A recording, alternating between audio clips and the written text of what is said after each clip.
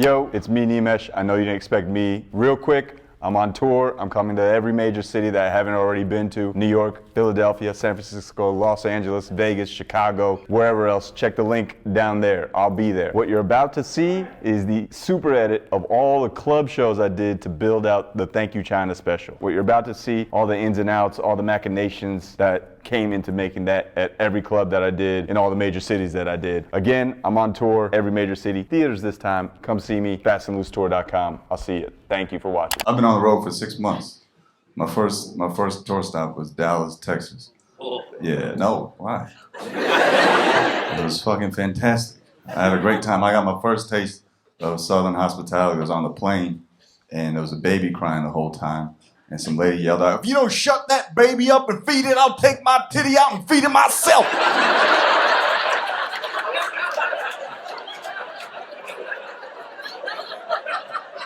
So then I started crying.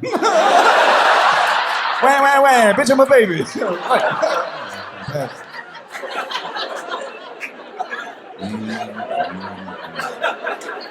Texas is great.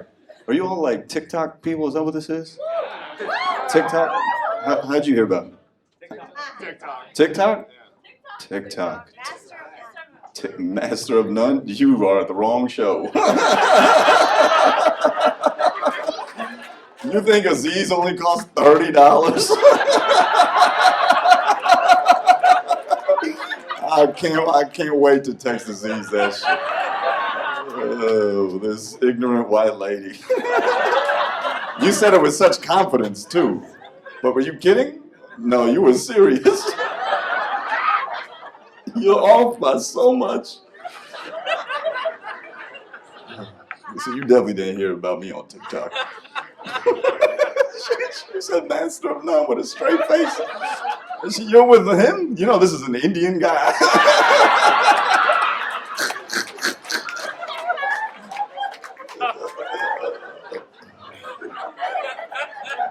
You probably deal with this all the time.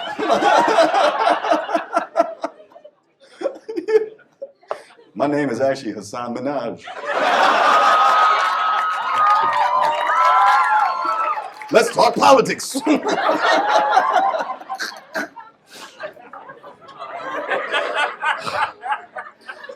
There's so much to unpack there. But I have work to do.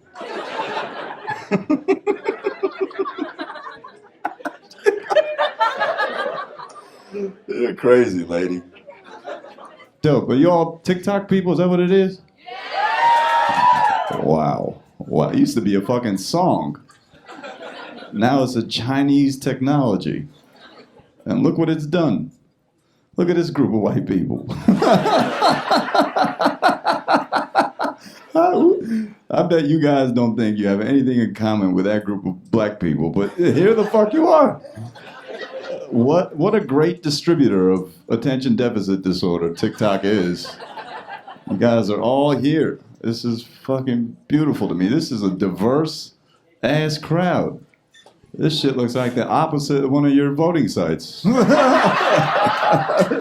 Diverse ass crowd. Oh, my TikTok. Is that how you heard TikTok? I might be the first person in Texas to say this, but thank you, China. I actually learned some Mandarin. It goes, Xiang Kong Shi Woman Da. That's Mandarin for Hong Kong is ours. Yeah, China. I would normally talk a lot of shit about China. I know a lot of shit about China, but you can't bite the hand that feeds you. That's an ancient Chinese proverb. Speaking of China, any Asians here? Notice how most of the Indians stay quiet. We're Asian when it's convenient. Otherwise, we don't know you, motherfucker. Indians and Asians have been beefing since calculus class. Supposed to start giving a fuck now. Ain't gonna happen. I don't give a fuck about no Asians. I'm kidding. I love Asians. Some of my best friends are Asian. They have strong Asian names like John and Victor. They're good guys. I don't know when all this Asian hate started happening, you know? It's fucking sad. But look, I'm all for stopping Asian hate. I went to a Stop Asian Hate march. At least I thought I did. Turns out I was just online at Supreme. Supreme is a clothing company. It's like Ann Taylor, but for young people.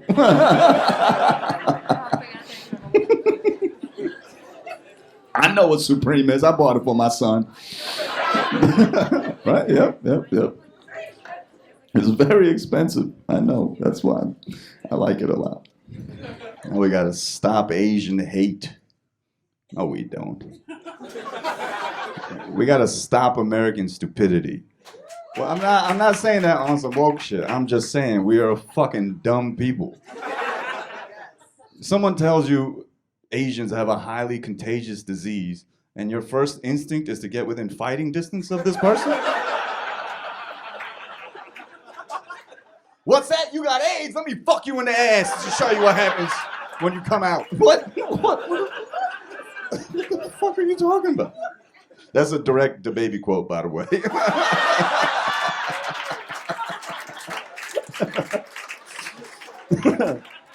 I don't know when it became okay to fuck with Asian people. I knew at a very early age not to fuck with Asian people.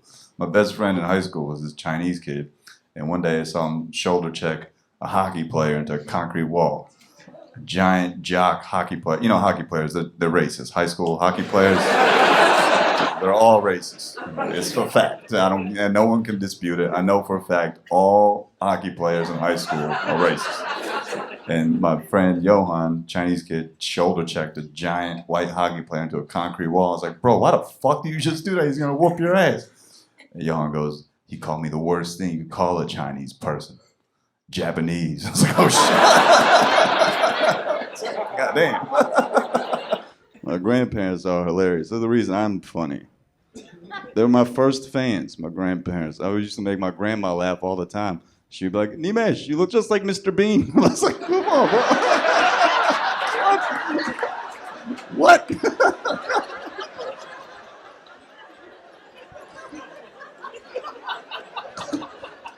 I was like 6 years old. I thought that shit was a compliment.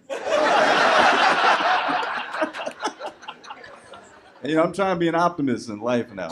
Pessimist in me could be mad as shit, man. Who the fuck wants to look like Mr. Bean? But the optimist in me is like, you know what? My grandma laughs every time she sees me. All I gotta do is I just gotta do my Mr. Bean impression. Just, that's all that I gotta do. I know you see it. It's fine. I'm come to terms with it. To those of you who don't find Mr. Bean attractive, I assure you, Mr. Bean fucks. Bean all day, baby. Don't matter. If you want it, you can get it. Mr. Bean, man, that's my guy. It's just like jokes. It's how I process things. You know what I mean? It's how I process pain. Some people turn to the bottle. Some people turn to the needle. I turn to jokes. Even from a very young age, I used jokes to avoid pain. When I was 4 or 5 years old, I remember distinctly making someone laugh for the first time. It was my grandfather. He was about to give me a little slap on the face because my cousin and I, my grandma used to take potpourri powder and sprinkle it on carpet and then vacuum that shit so the house would smell like a funeral home. And when I was 4 or 5, me and my cousin Samit, we were like, yo, we see, flour, cooking flour, baking flour, like, yo, we help grandma out. We just took all the flour and we sprinkled it all over the carpet. Like, here you go, grandma. Clean that shit up. My grandpa was about to whoop my ass. He was like, he said something in Gujarati. He said, you know what that means? It means I'll put your head between your ears. And I'm down there like, it's already there, bro. Avoided some pain. I've been thinking about death. You ever thought about death? No? I think about death every day. You know how I want to go? A burden to my family. I want to die 10 years after I'm supposed to. I'm going to leave a bunch of competing wills. I'm gonna have a do not resuscitate and a resuscitate using oral sex only orders. So. And then on the last day, I'm gonna leave it all to a dog. I can't wait. That's how I want to go, man. Thinking about death. You ever think about death? No? Why not? Live in the present. You could die right now.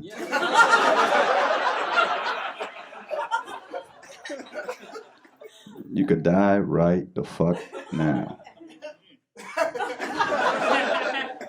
I've been thinking about it. I almost died, like I said, but not from corona. I died because I started biking. If you've never questioned your own mortality, get a bicycle. And you'll realize how perilously close you are to the end at any given moment. You could be riding along, listening to your favorite song, some kid could open the door to his parents' Volvo XC90 and poof. Headline reads, comedian killed by one of the safest cars in the world. Hilarious. One of my close friends died 2 years ago. Kevin Barnett, beautiful comedian, passed away 2 years ago. And he always used to say, we all gonna die. And then he did. I'm not laughing that he's dead. I'm laughing that he used to say that shit and then he did it. That shit's hilarious. That should win a Mark Twain Prize. Shout out Kevin Barnett. You know, it's not tasteless. What do you know about it? Don't interrupt me again with that nonsense. You know you're a terrible whisperer if the person you're trying to whisper about can hear you. Step your whisper game up. You know what blacking out is? Yeah. Blacking out is when you die. Blacking out is when you die and you wake up in a new space-time continuum and you've been afforded a whole new opportunity to do everything entirely differently, and yet 12 hours later, it's shots. That's what blacking out is. A new space-time continuum. I stopped drinking as much, but can you tell I started doing a lot more LSD? It's been great, guys. You guys really got to try it. No, I almost died because I combined my favorite thing, which is riding a bicycle, with my second favorite thing, which is mango White Claw. I had 20 mango White Claw one evening. 20. And I hopped on a city bike in Chinatown, New York. Yeah, you know Chinatown? That place full of really wide bike lanes and pedestrians that always look both ways? Chinatown. Across the Manhattan Bridge. 2 miles. No recollection of how I got home. I get home to my wife, and my wife was like, how the fuck did you get home? You could have died. I said the coldest shit I've ever said. I said, it ain't living if you ain't dying. What's that mean? I don't know. I just said it. Some deep shit.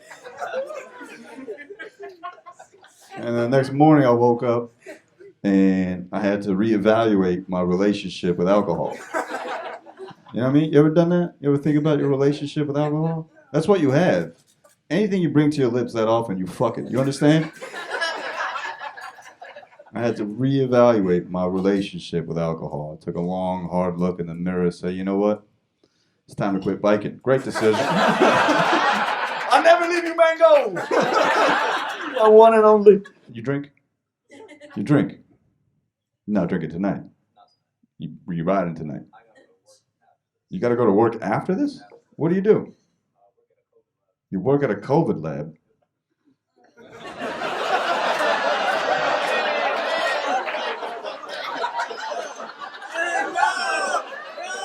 This shit like 12 feet. COVID lab? I knew those Pakistanis made that shit. We're all blaming China. It's Pakistan. You work at a COVID lab? What are you doing? Lab tech?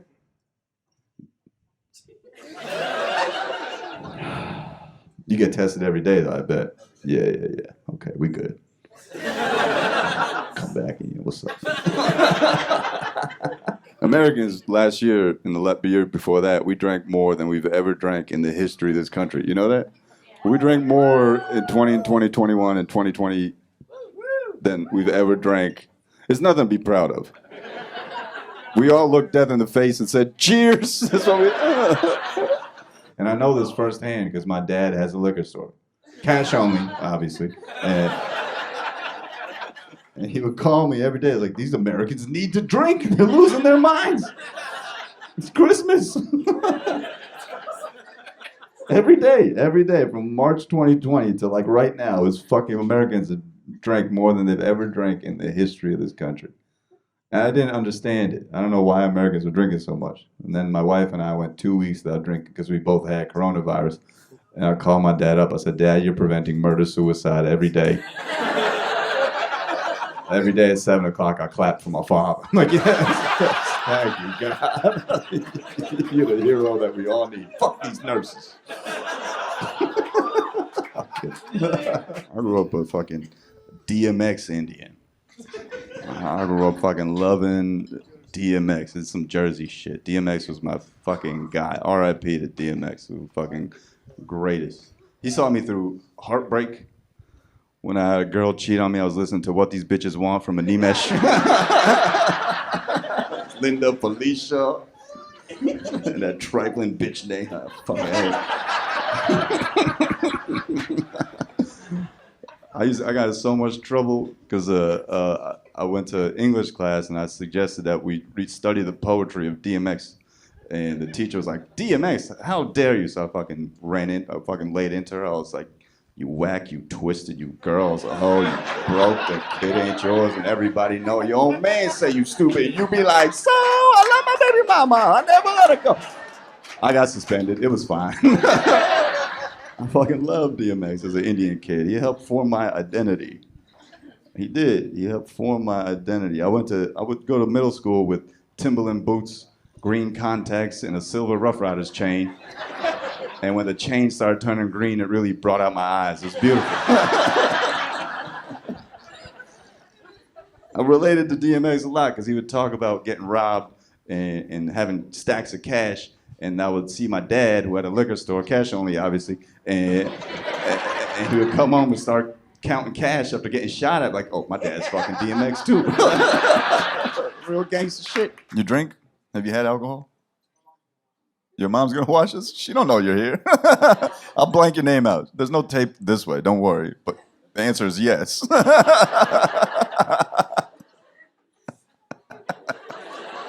My mom's gonna watch this.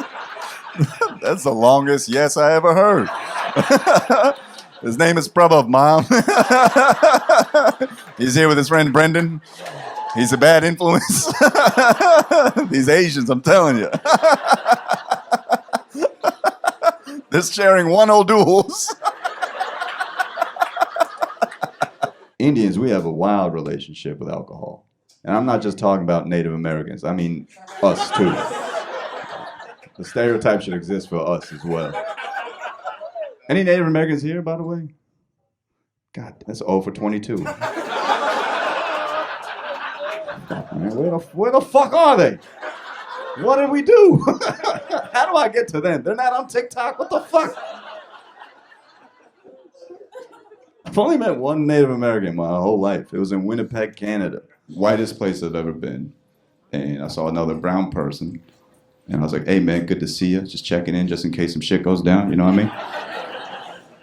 And I was like, are you Latino or something? And he goes, nah, man, I'm First Nation. I was like, that's some kind of Mexican gang or... First Nation. He goes, nah, man, I'm Native American. I was like, oh, you're Indian, me too, let's have a drink. He did not like that. Cut to 2 hours later, me and Larry Bearshield are fucked up. That's his name, Larry Bearshield. Larry is gay, big, and fucking hilarious. I knew we were gonna be fucking friends real fast because he was just as crazy as me. I was like, Larry, what are you doing here in Denver? And he's like, I'm visiting my friends in Bill Cosby's favorite tribe, Arapaho. I was like, motherfucker! Can't say that shit. But I guess he can. He's a fucking gay Native American. He can say whatever the fuck he was. And I mean, Larry, this is my kind of person. We were fucking saying the worst shit to each other. This is the kind of friendship that I last forever. The kind of friendship that's just built on saying mean, evil things to each other and then being friends after that. You know what I mean? The kind I had with John and Victor. Just good fucking people. And Larry and I are fucking trashed at this bar, and we're playing a game called Let's Take Shots. And, and he's drunk. And he's like, "Hey man, look, let's do this. I'll start saying things.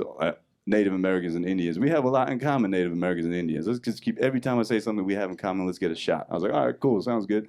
And he starts off, he's like, "Natives love jewelry and Indians love gold." I was like, "Bling, bling, yeah, we do. Let's get a shot." Like, "Natives love gambling and Indians love gambling." Like, fucking blackjack is right, bro. Let's fucking drink. And then he starts testing it a little bit. He's like, "Well, Native Americans are real spiritual and you Indians worship monkeys and elephants." I was like, "You're right, we do. Let's take a shot." Now we're even, for that fucking Mexican joke I made earlier. And me and Larry are fucked up, and he starts reaching, but I don't give a fuck. He's like, "Natives are brown and Indians are brown." I was like, "Come on, Larry." But the bartender heard the shit. He had poured a drink, and he had took it back. And we both look at him and say the same exact thing. I was like, "You can't Indian give to some Indians, you piece of shit." We take another fucking shot. And now we're trashed. And now we're 2-3 hours into some Casamigos. And fucked up. And we finally had the conversation, those kind of conversations that you have when you're 3 hours into a bottle of tequila. And I finally asked him, I was, "Larry, look, man, there's a stereotype. I know the stereotype. So Native Americans drink a lot, and neither one of us are doing much to disprove that fucking stereotype right now. So why do Native Americans drink so much?" He's like, "Because the colonizers robbed us of our land and raped and pillaged us, and all they left us with was fire water. And we had this generational trauma." He started getting up and humping around and jumping around. I was like, "Larry, chill out, man. It's gonna start raining." And then and then he sat down, and we laughed. We're laughing this whole time. he's like, "Nimesh, man, thank you for letting me get that off my chest." I was like, "It's all good, man. We're fucking friends now." And then he reaches into his satchel and he pulls out this beaded turquoise medallion. And he gives it to me. And he's like, "Nimesh, may this protect you from evil spirits like tequila, and may it bring you good fortune. May it bring you good fortune." And I couldn't help but say, "Thank you, Larry. I'll wear it to the casino." And then I go to the bathroom, and I come back, and he's gone. Like a wolf in the night, this motherfucker. And then I get the check, and I realize this motherfucker manifest destined me out of $300. Piece of shit. It's fine, those reparations. Now, I mean, it's all good. It's all good. I feel fine with it. It's a great time. I got that joke out of it. It felt fucking good. See, you don't know why you drink when you're 18. I had my first sip of alcohol when I was 13. How old are you? 18. When you had your first sip of alcohol? Your first sip. You haven't had a sip yet? Man, your mom must be in the back. He's fine. He's a good kid, man. I can tell. We don't know why we drink. I drank because I see my dad drink. And my dad would drink because he would have a tough day. But a tough day for him would be like he's been shot at. So that he would go to the garage with his white friend, Johnny Walker Black, and pour himself a little alcohol. Like, can't believe it. I almost died, and just have a little sip. And I would see that. Oh, you're supposed to drink when you have a tough day, you know? And one day I was 13, and I thought I had a tough day. I did poorly on a math test. So I went to the garage, poured myself a little Johnny Walker Black. I can't believe it. I got a 97.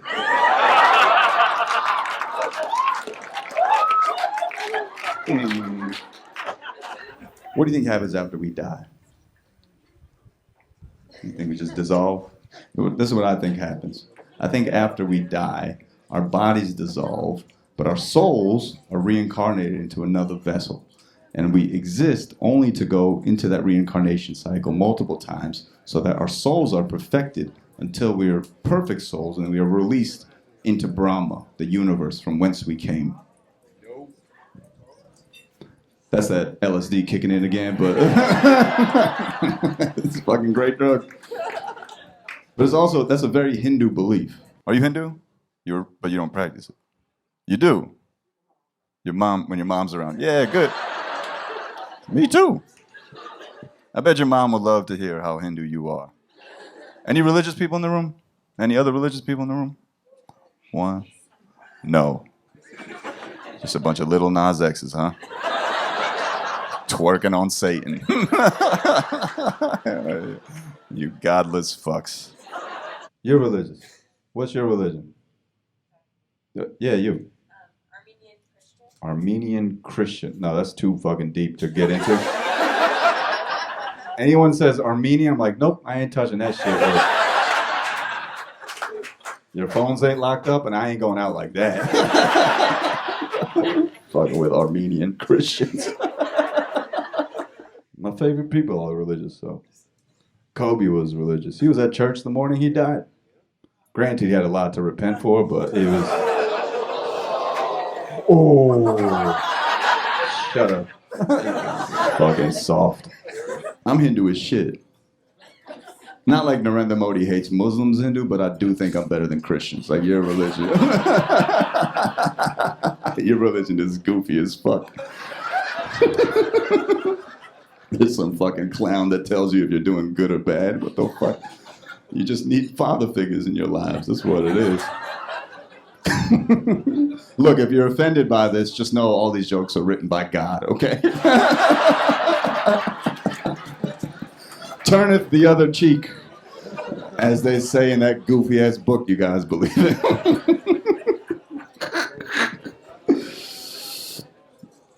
America, what's that? Yeah, I'll pray for you too, bro. I see you in space, motherfucker.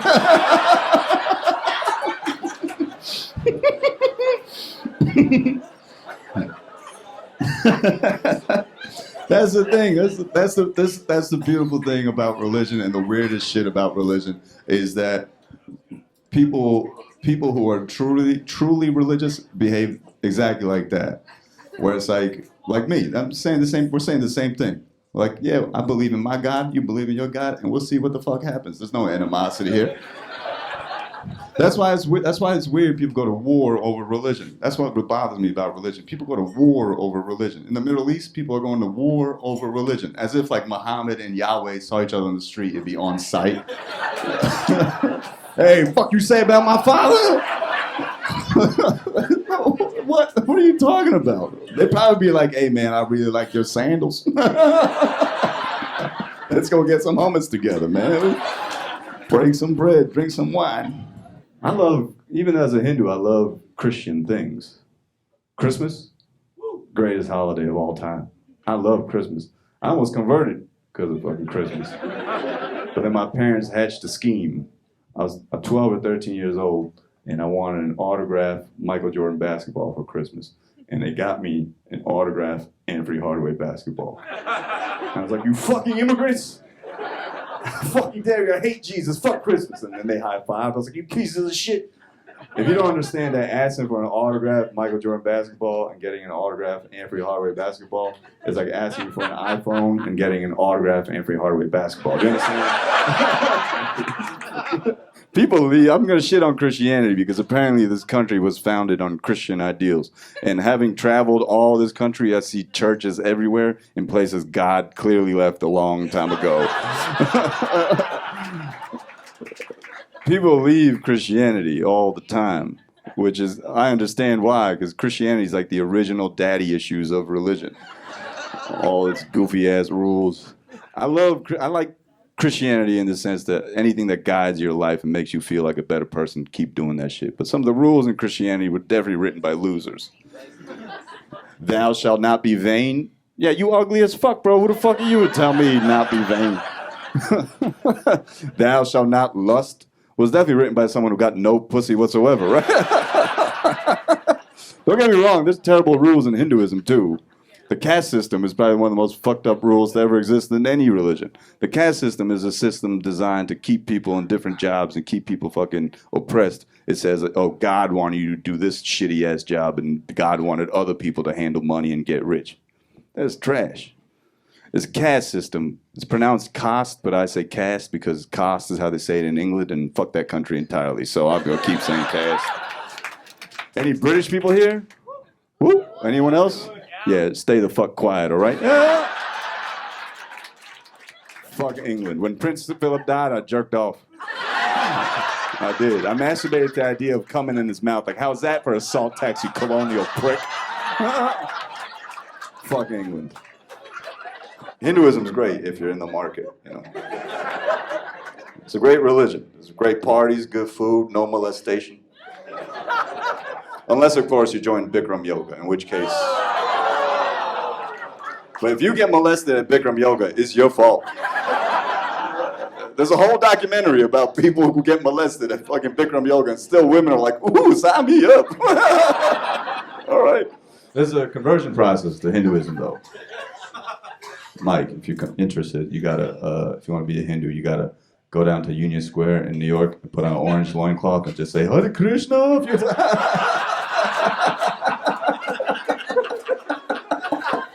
That's my favorite Hinduism joke. You know what the Hare Krishnas are? They're a fucking cult, a Hindu-ass cult, and they somehow only recruit pale white people. It's so funny.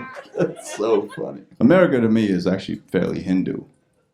Hear me out. What's the main stereotype people would say about Hindus when we were kids? You guys worship cows. That's what you guys worship cows. That's what American kids would say. I can't think of a group of people that worship cows more than Americans. You just worship cows the same way you worship Jesus. You eat the motherfucker. I got introduced to Hinduism when I was 5. My mom put a giant red dot on my forehead and was like, go to school, it'll protect you from evil. It did not. There was a target on my forehead for a bunch of kids named John, Paul, and Peter. Like, you got a red dot on your forehead. I'd be like, shut the fuck up, you Ash Wednesday fuck. Anger is one of the main things you're supposed to get rid of in Hinduism, but we also believe in reincarnation, so that's the next guy's problem. I'm not dealing with that. I can't think of what's more American than putting a target on a kid's head. Soft. Anyone here go to Gerba? Yeah. Gerba, if you don't know, I'm guessing most of you don't, is a religious festival for Hindus and Gujaratis in particular, where we would go to like a giant auditorium right around September, October, and we'd dance around a statue to celebrate the triumph of good over evil. We'd also celebrate, as teenagers, the triumph of hormones over religion. We'd all just be sweating and fucking hitting each other like, what's up, girl? We'd have like samosa breath. And then we go eat at Taco Bell. That was our shit. That's all we did. I grew up in the Indian-ass town of Parsippany, New Jersey, which is named after First Nation type Indians and now run by H-1B ass Indians. H-1Bs are my people. They fucking come out and show support, but they're also the type of people that talk a lot of shit in YouTube comments, because I talk a lot of shit about Narendra Modi, and they just be like, how dare you talk shit about Narendra Modi? You don't know anything about fucking India. I'm like, relax, mom. It's okay. Don't fucking... Narendra Modi lifted India out of poverty. How dare you say anything about Narendra Modi? I'm like, oh, word. He opened up more call centers. You can scam white people out of money. That's pretty cool. Good for him. I got a call from a scammer the other day. This guy's accent was so thick. He's like, hi, can I talk to Nimesh Patel? This is Jeff. I was like, no, it ain't, bro. No one named Jeff has ever pronounced Nimesh Patel correctly, okay? Talk to me, brother. What's going on? You want to fucking... Let me get in on this scam. I'll do the voice. You do the fucking work. Fucking run this shit. I have a very angelic voice. I could scam so many old white women out of money. It'd be so fucking dope. Hi, miss. Hi, Rebecca. This is Nimesh calling from scamallyourmoneyaway.com. I grew up so Indian, Mark, that we had a Indian translator in my elementary school for any time an Indian kid showed up and couldn't speak English. That's how Indian I grew up. Because there'd be mad Indian kids coming into town. I remember I transferred from one side of Parsippany, New Jersey to the other side of Parsippany, New Jersey, my first grade, right around Christmas time. And I was real upset that I had to be there. So I decided I would pretend to not speak any English. First day of school, right around Christmas, I'm sitting crying at my desk. And they sent this little translator over. He's like, hey, man, it's going to be okay. No need to cry. I'll translate everything for you. I was like, shut the fuck up. I speak English, you piece of shit. I'm just trying to ride this shit out till break. If you snitch, I swear to God, I'll put your head between your ears. You understand me, you motherfucker? So then he started crying. And that night I went home, and my sister and I stayed up super late watching Home Alone and setting traps for my dad. The next morning I'd forgotten my ruse. And the teacher is reading something on the what's it called, bulletin board. Said, Sally has a apple. And I was like, excuse me, Miss Canning, I believe it's Sally has an apple. And she's like, you speak English? I was like, it's a Christmas miracle. Thank you, White Santa. I grew up Indian as fuck.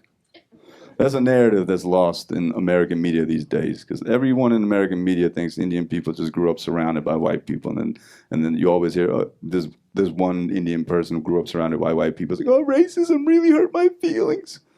I never had that shit. I grew up Patel number 8 in my high school class of 22 Patels.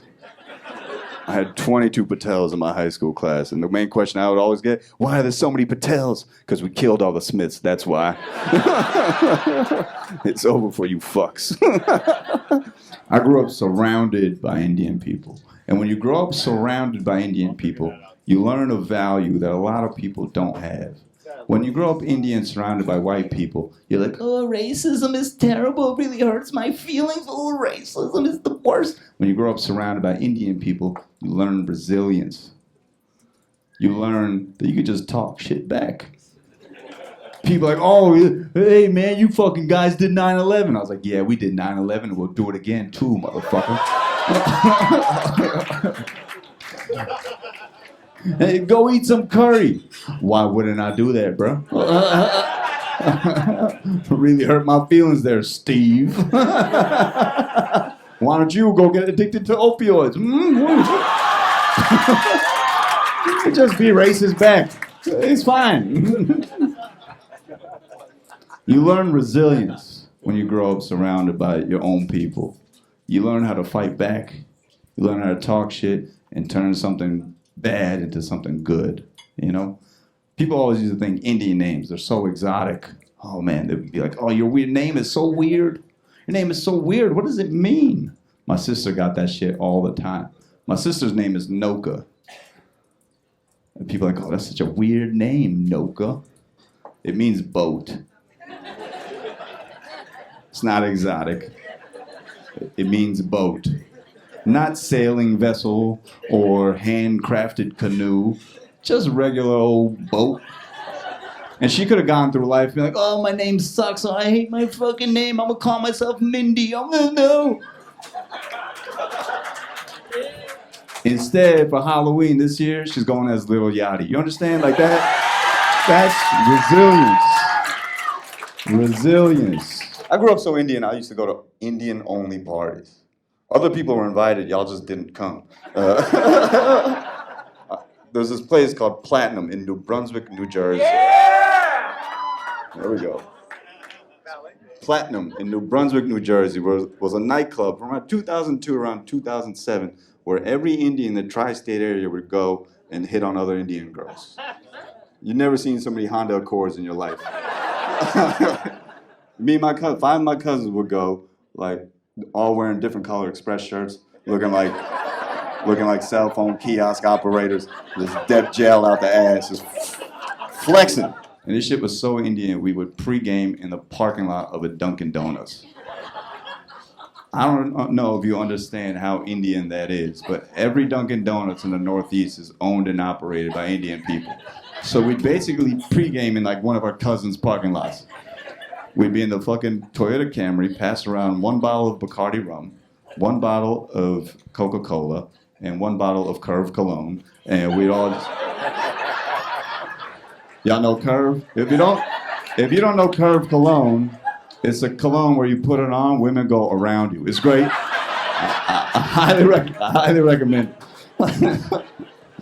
And we go pregame, and then we go into Platinum and try to sniff girls' hair. That's what we did when we were like 17, 18 years old. We would sniff girls' hair. We were just trying to be like Joe Biden. You know, it was fun. And we were pregame in the parking lot of Dunkin' Donuts. And then one night, I'll never forget this.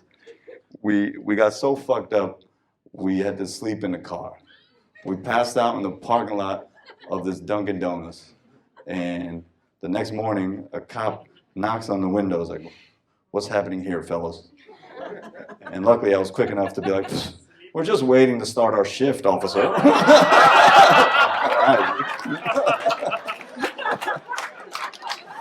Thank God, though. Thank God that Johnny Walker Black is disgusting to a 13-year-old. Because if it was something delicious like Mango White Claw, my whole life would be different. My whole life would be different. If it was something delicious like Mango White Claw, I definitely would have fucked up all throughout high school. I would have ended up at Rutgers University.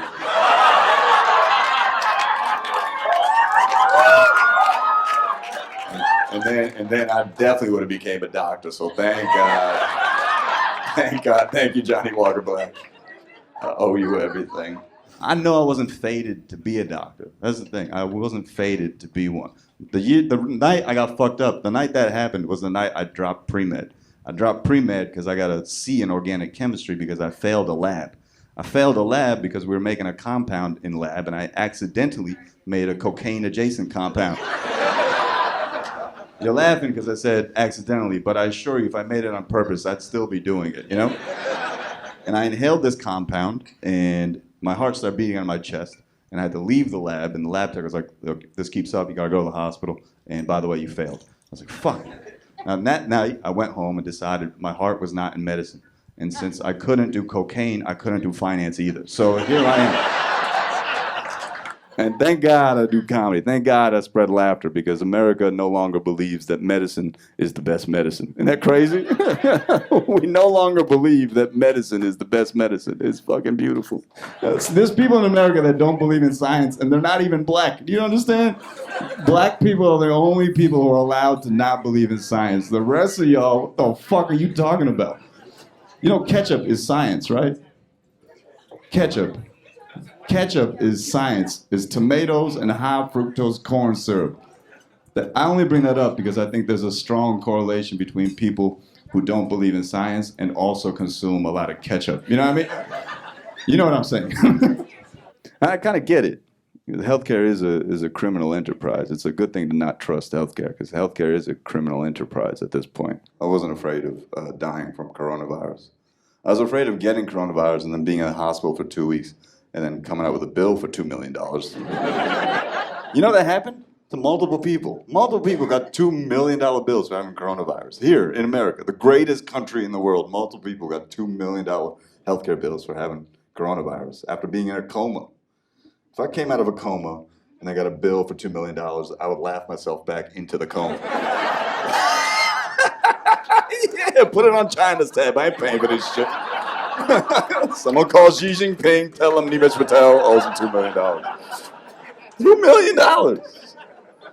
$2 million fucking dollars. Can you imagine that shit? $2 million. Why is healthcare so expensive? It's because, this is my diagnosis, our healthcare system has this virus known as capitalism. That eye roll you just heard was from the people in finance who are like, "Oh, here we go again." Shut up, you communist. Yes, I am a communist. I love China, okay? I love doctors. I just think the business is fucked up and you don't do anything about it because you're enjoying all the money you make.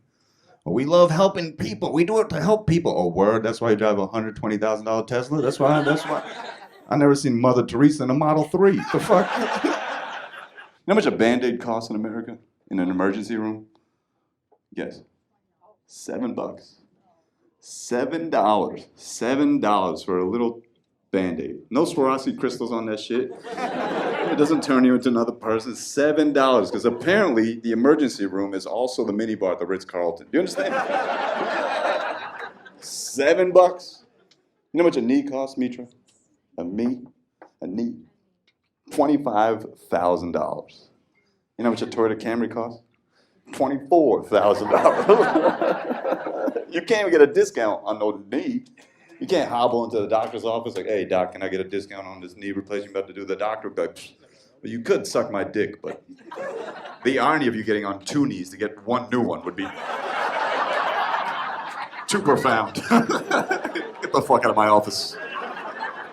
Doctors to me are a bit like prostitutes. Excuse my crass bedside manner. It's just it's a rough analogy, but it is a fair one, I think. You know, doctors and prostitutes. You can identify them by their clothing. They provide a great service, and if you pay them well enough, they'll tickle your prostate. But at least prostitutes have the decency to tell you how much they're going to charge. With a doctor, you just get fucked, right? Go ask the doctor, hey, how much is this surgery you're about to do? I don't know, you got to talk to my pimp, Blue Cross Blue Shield. I got nothing to do with that shit. That's all them. And the instant you talk shit about doctors respond with real tiny dick energy. You're just mad you weren't smart enough to become a doctor. You're just, anyone can go to the Caribbean, all right?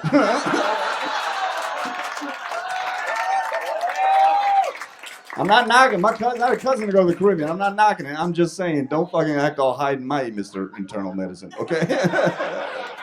This is my solution. We eliminate all medical school debt, okay? And then we pay doctors minimum wage. Don't worry, there'll be tips. Cash tips. Thanks for keeping the lube warm and shit like that. Are there doctors in this room? You're a doctor? What kind of doctor are you? You're a doctor in training. What kind of, a neuro resident? No. What kind of resident? Psychiatry. Psychiatry. That shit don't count.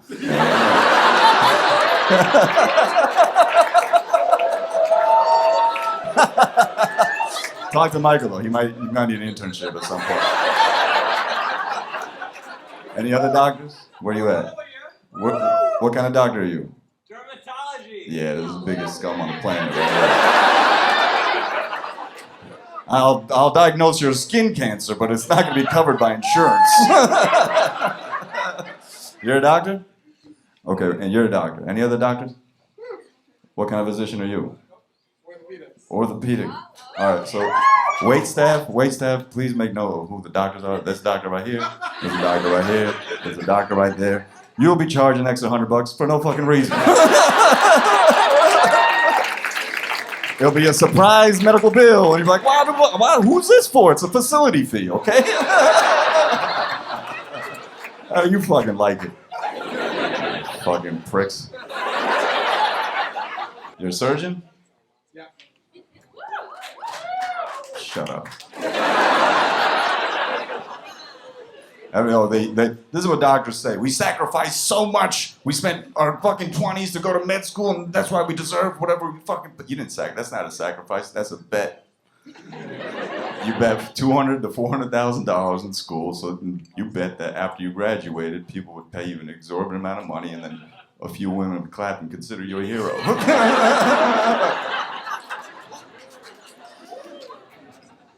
What's your name, orthopedic? Cash?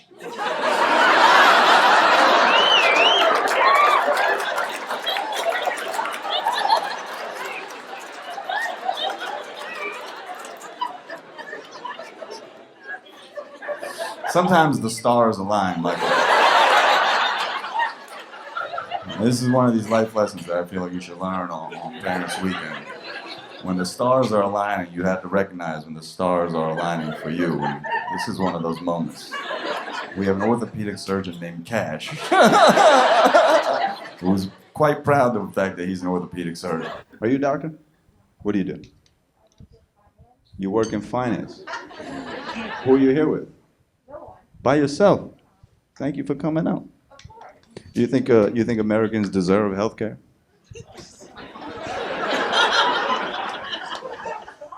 I'm putting you on the spot. You think we do? Sure. They're eating a pound of fries at 11:30 p.m. on a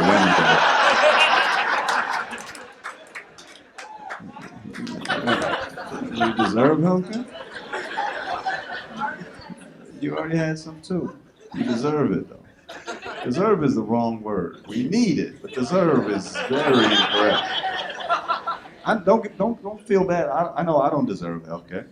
This is an old bit of mine, but it requires a follow-up visit because I've had some new insights. I know I don't deserve health care. A year and a half ago, I discovered how much weed someone needs to smoke to have an asthma attack. I had an asthma attack. I went to a Travis Scott concert back when it was still okay to do, okay? And in January, you fuck with Travis Scott? Mark, you know who Travis Scott is? You know who Travis Scott is? Listen, don't Google him. He's a great artist who was recently involved in a terrible tragedy. He was a fantastic artist, and I heard this lyric the other day that made me solidify that he might be one of my favorite. He goes, how does it go? Eating that poutine got my bangs wet. We gonna have to change for the banquet. Dripping. You understand the lyric? He's so deep in the pussy, he's car washing it with his bangs, you see? And now the pussy juice has gone that outfit he was going to wear to this banquet he's attending, and it's been ruined! What an artist!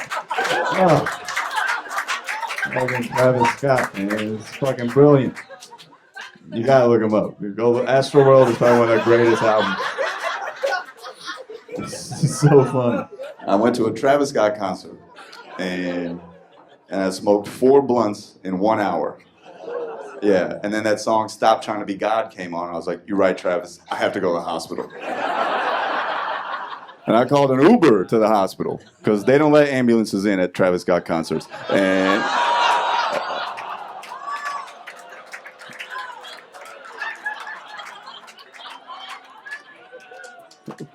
I called an Uber to the hospital because an ambulance is $600, right? And I'm not going to die a sucker. I can tip a driver to run some lights. I get to the hospital, NYU Langone in Cobble Hill. And now I have asthma, so I know exactly what I need. I'm like, listen, doc, I need albuterol nebulizer. I'll be out of here in 20 minutes. And he's like, oh, you're right, but wait right here.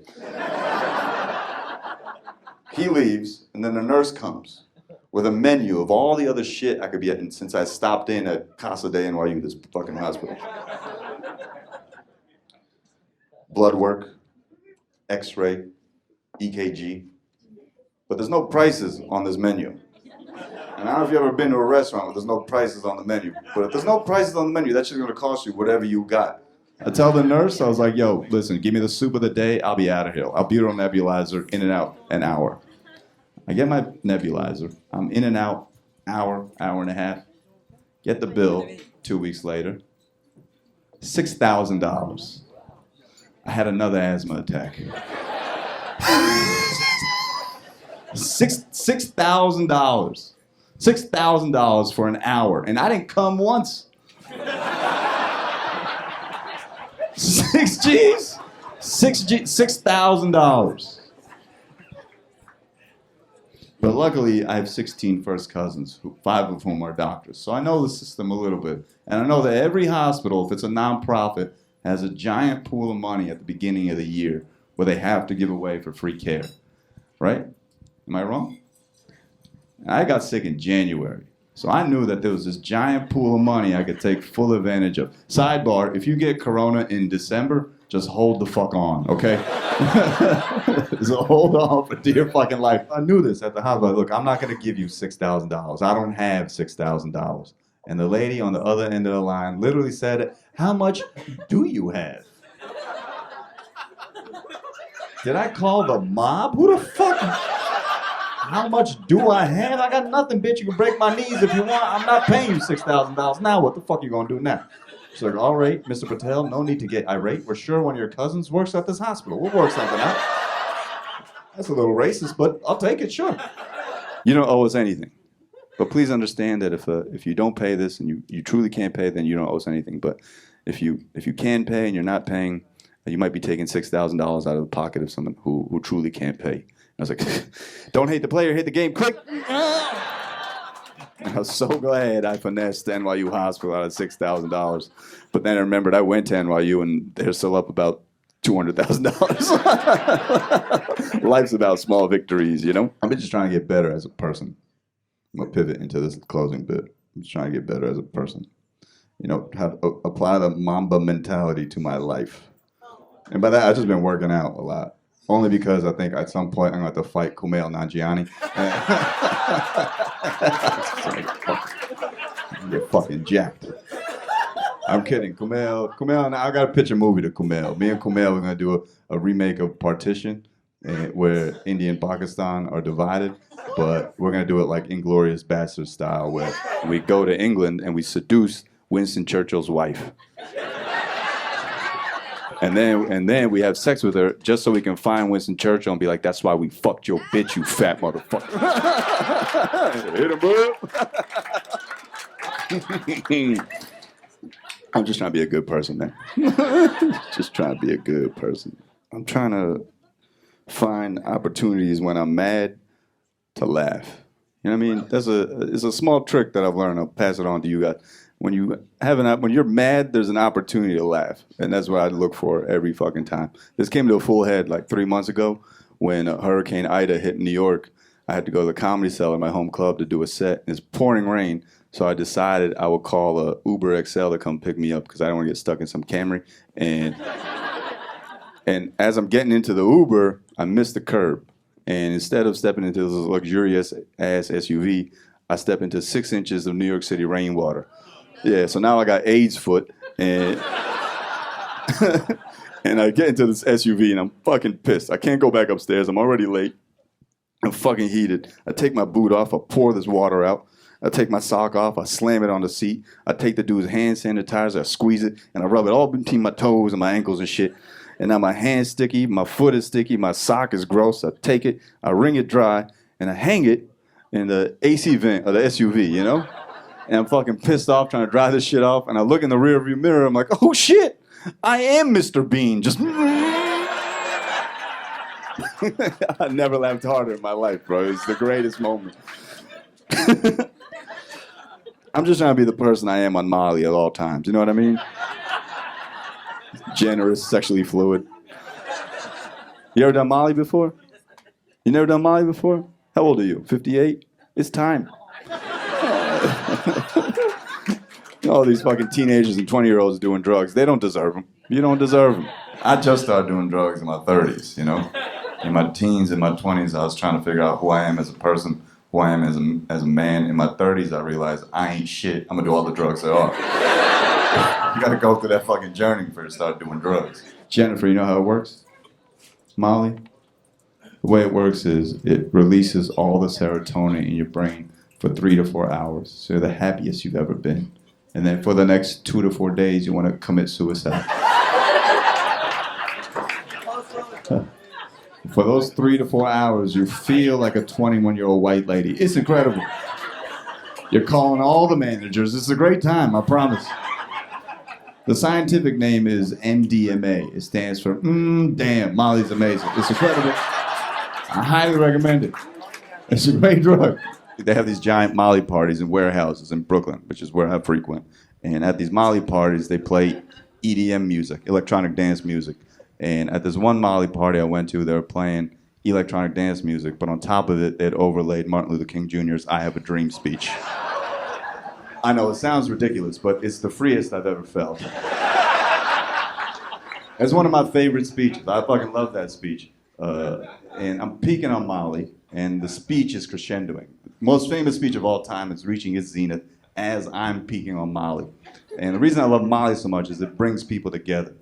Because I look around and I see black men and white men, Jews and Gentiles, Protestants and Catholics, all holding hands and singing the words That Negro Spiritual Levels by Avicii. And it was,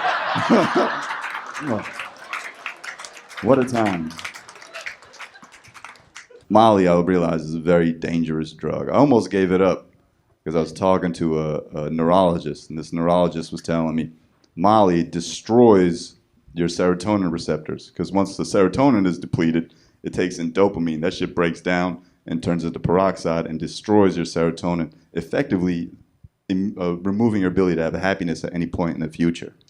And then at some point, the conversation turned, and he was like, all lives matter. I was like, maybe it's not time to give up Molly just yet. I don't know what I was talking about. I did slow down on my Molly use because I switched to shrooms. You ever done shrooms? Yeah, Mario, the shrooms guy, hell yeah.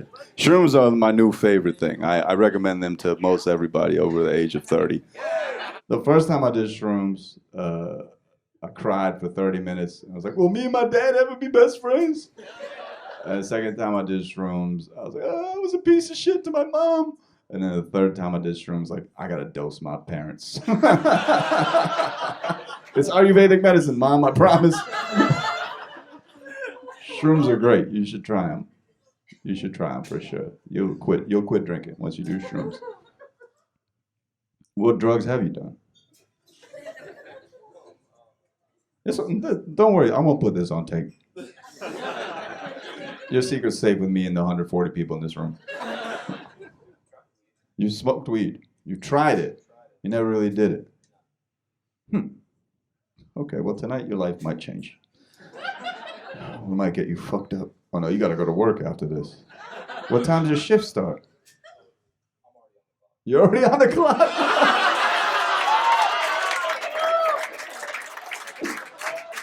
We ain't ever solving COVID. This motherfucker's right here. He's right here, bro. You're supposed to be saving COVID, bro. That shit's a hoax. Don't worry about it. You're right here. What the fuck? You're supposed to be running some PCR machine right the fuck now. You ain't doing that. You're supposed to be doing some polymerase chain reaction testing, but you right here drinking Red Bull. This motherfucker, you're supposed to be saving us. It's all good, man. Just speed there on your bike. You'll be all right. My parents are going to be so mad when they see this tape. My parents are my biggest fans. They watch literally everything I do. They're my YouTube OGs. They've seen literally everything I've done. My dad watches every video I put up on his way to work, and I'm just like, Dad, stop eating the data, bro. You just fucking crushing it. And my parents saw me smoking weed on a YouTube live stream, Nima. And my dad called me immediately. And he was like, Nimesh, what is that you're smoking? I said, it's weed. And he said, you need to quit. I said, okay, Dad, I'll quit smoking weed if you quit smoking cigarettes. And he said, the most Indian dad shit ever. He said, I'm not going to argue with you. I said, yeah, Dad, we just had the argument. You lost, it's fine. He said, you know who the fuck I am? I'm your number 2 subscriber. I'll hit dislike right now, okay? And then he hung up, and all my dislikes started going up by 1. Cold-blooded motherfucker, bro. I was like, Dad, you fucking with the algorithm. And then 10 minutes later, I got a call from my number 1 subscriber, my mom. And she was a lot chiller. She's like, Nimesh, what is that you're smoking? And she's mad religious, so I was like, Hindu Kush? And she said, don't get smart. What is it that you're smoking? I said, it's weed, Mom. She said, you need to quit. It's illegal. I said, illegal? So I was not paying taxes on that all-cash liquor store, bud.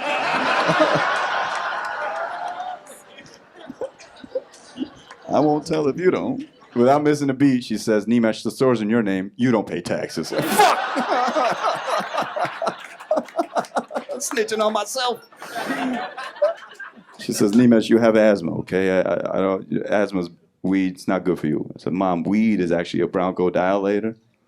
And she goes, oh, now you want to be a doctor, huh? I said, Nimesh, I don't want you to die. I said, Mom, it ain't living if you ain't dying, bro. New York, December 30th, theater at Madison Square Garden. I'm gonna be here. Get tickets, fastandloosetour.com. That's me. It is fucking impossible to shoot shit in Times Square. The billboard's up for 4 seconds. Everyone's looking at you crazy. Oh shit, it's me again. Yeah, that's me. Look, that's crazy, ain't it? Fastandloosetour.com. Get tickets, stand-up comedy. We did it.